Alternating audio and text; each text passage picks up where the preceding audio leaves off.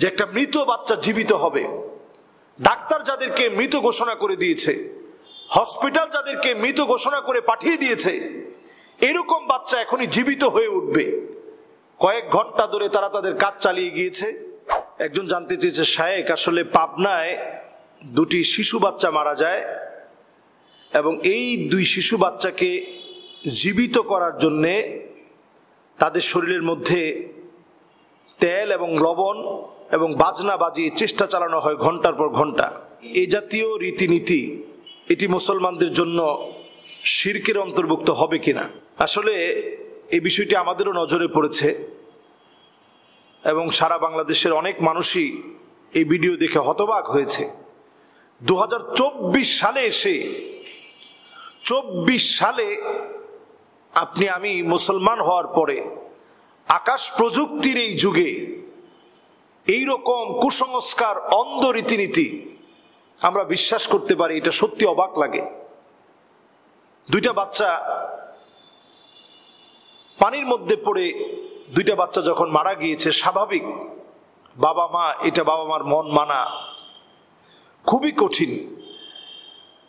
বুক ফাটা আত্মচিৎকার বাবা মার। আমি দেখলাম মা হাউমাউ করে কাঁদতেছে, কিন্তু অনেক মানুষ আমার দেখে অবাক লেগেছে। দাড়িওয়ালা একজন টুপি পরা, পাঞ্জাবি পরা ব্যক্তি পর্যন্ত এই চেষ্টা চালিয়ে যাচ্ছে। বাচ্চার গায়ের মধ্যে একটু তেল মেখে, সরিষার তেল দিয়ে, তারপরে লবণ ছিটিয়ে খুব জোরে জোরে ঘষা হচ্ছে। একটা মৃত ব্যক্তির সাথে, ছোট বাচ্চার সাথে কি অমানবিক আচরণ হচ্ছে চিন্তা করেন। যেখানে ইসলাম তার গোসল দেওয়ার ব্যাপারে সাবধানতার সাথে তার সম্মান রেখে গোসল দিতে বলেছে। কারণ প্রত্যেকটা বনি আদমের একটা সম্মান আছে, আল্লাহ তাআলা প্রদত্ত একটা সম্মান আল্লাহ তাআলা দিয়েছেন। সেখানে অবাক হয়ে যেতে হয়, মুসলমানদের দেশে আমরা কতটা মূর্খতা এখনো বসবাস করছি, যে গায়ের ভিতরে একটু তেল দিয়ে, লবণ দিয়ে ঘষাঘষি করলে একটা মৃত মানুষ জীবিত হতে পারে। এইরকম একটা ভিত্তিহীন, একটা কুসংস্কার, অন্ধ আচরণ, এবং যেটা কখনো কখনো আমাদেরকে শিরকের দিকে নিয়ে যেতে পারে। যে এই লবণ আর অথবা এই সময়ের কেরামতি, এই সময়ের ডুল বাজানো, এই সময়ের একটু সরিষার তেল দিয়ে বাচ্চাকে পিঠের মধ্যে দিয়ে দেওয়ার কারণেই বাচ্চা হয়তো জীবিত হয়ে যাবে, এই বিশ্বাস মনের ভিতরে লালন করা, এটাই তো শিরক। শিরক সবচেয়ে বড় জুলম। এই জুলমটা পুরাপুরি এই জায়গাতে করা হলো। দায়িত্বশীল ব্যক্তিদের অবশ্যই এই বিষয়গুলোর ব্যাপারে, দায়িত্বশীলদের অবশ্যই সজাগ থাকা উচিত। পরিষ্কার মনে রাখতে হবে, এই পৃথিবীর সবচেয়ে ধ্রুব সত্য, যেই সত্যকে কোনো নাস্তিক অস্বীকার করতে পারে না, তার নাম হচ্ছে মৃত্যু। এই মৃত্যু নামক ধ্রুব সত্যকে নিয়ে পর্যন্ত নাটক করা হচ্ছে, অভিনয় করা হচ্ছে। অথচ এই সময়ে আমাদের কাম্য ছিল, যে মা তার সন্তান হারিয়েছে, যেই পরিবার তাদের এই ছোট্ট বাচ্চাকে হারিয়ে ফেলেছে, তাদেরকে গিয়ে সান্ত্বনা দেওয়া, তাদের পাশে গিয়ে দাঁড়ানো, তাদেরকে গিয়ে বলা, আপনি সবর করেন, এই সন্তান যেন আপনার জন্য নাজাতের উসিলা হয়ে যায়। যেই লোকটা ডুবে মারা যায়, আল গরিকু শহীদ, যে ডুবে মারা যায় সে শহীদ।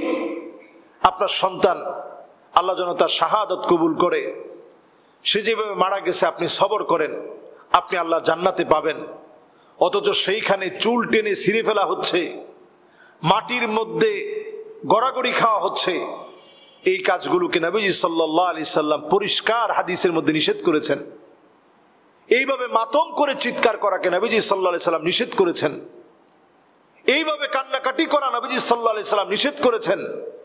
আপনি যদি এই সময়ে একটু আল্লাহ রাব্বুল আলামিনের শুকরিয়া আদায় করতে পারেন, আলহামদুলিল্লাহ, এইভাবে বলতে পারেন যে আল্লাহ আপনার সম্পদ, আল্লাহ আপনি নিয়ে নিয়েছেন, আমাদের হাতে তো আল্লাহ কিছু নাই। আল্লাহ, মন দুর্বল লাগে, চোখ দিয়ে পানি বের হয়, অন্তরটা চিন্তিত হয়। আল্লাহ, আপনার ব্যাপারে এমন কিছু বলবো না যেটাতে আল্লাহ আপনি রাগান্বিত হবেন। সিদ্ধান্ত মালিক আপনার, আমার এই সন্তানদেরকে দিয়ে আল্লাহ আপনি নাজাতের উসিলা বানিয়ে দিন। আল্লাহ আমাকে সবর ইখতিয়ার করার তৌফিক দান করেন। ফাসবরুন জামিল ওয়াল্লাহুল মুস্তাআন। যেমনটা ইয়াকুব আলাইহিস সালাতু ওয়াস সালাম ইউসুফ আলাইহিস সালাতু ওয়াস সালামকে হারিয়ে বলেছিলেন, আমি আপনি যদি এমনটা আচরণ করতে পারি, এদের পাশে যদি এইভাবে দাঁড়াতে পারতাম, শিরক বাদ দিয়ে, কুসংস্কার বাদ দিয়ে, অন্ধ অনুকরণ অনুসরণ বাদ দিয়ে যদি দাঁড়াতে পারতাম, এটা বরং ফলপ্রসূ হতো।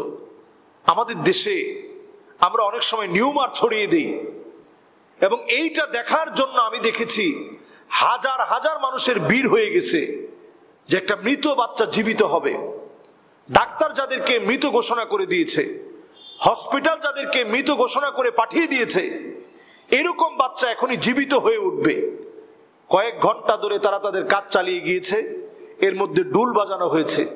এই সব কাজগুলো ইসলাম সমর্থন করে না, এবং এগুলো আমাদেরকে শিরকের দিকে নিয়ে যায়, কুফুরের দিকে নিয়ে যায়।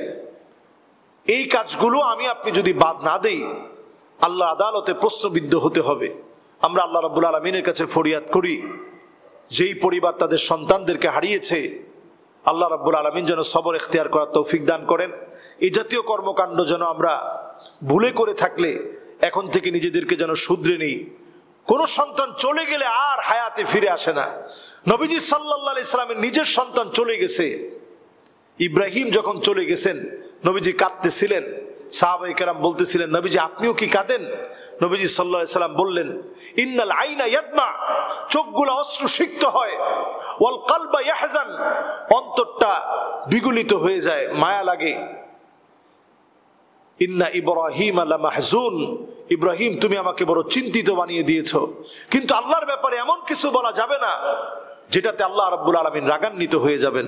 মাআযাল্লাহ। আল্লাহ রাব্বুল আলামিন আমাদেরকে এই জাতীয় কথা, এই জাতীয় কাজ থেকে আল্লাহ আমাদেরকে হেফাজত করুক। আসসালামু আলাইকুম ওয়া রাহমাতুল্লাহি ওয়া বারাকাতুহু।